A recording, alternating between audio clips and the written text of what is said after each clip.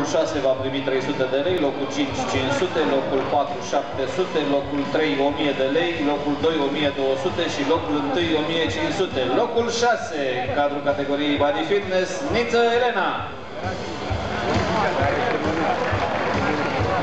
Din Stâncești, Buzău.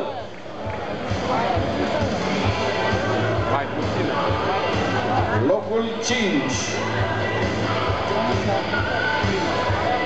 Și un premiu în valoare de 500 de lei, Greblă Raluca, Păurești, Maramureș.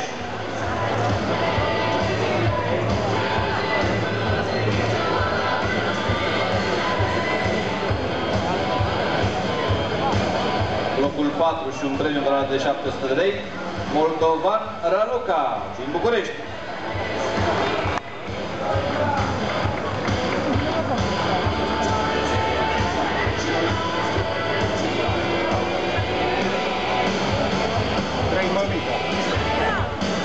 Locul 3, medalie de bronz, în cadrul categoriei Body Fitness, Svâncă Ana Maria și un premiu în valoare de 1000 de lei.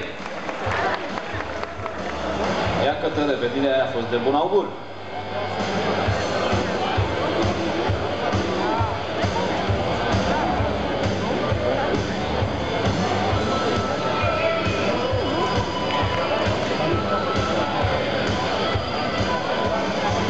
Așa cum vă spuneam, tânără mămică.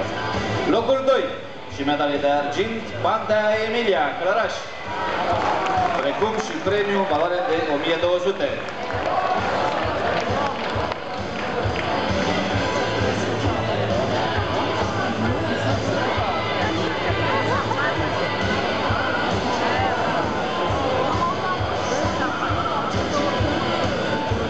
Și locul 1, câștigătoarea categoriei Body Fitness din ediția Tiger Classic 2012, Chiriță Cristina, Constanța, precum și a premiului de 1500 de lei.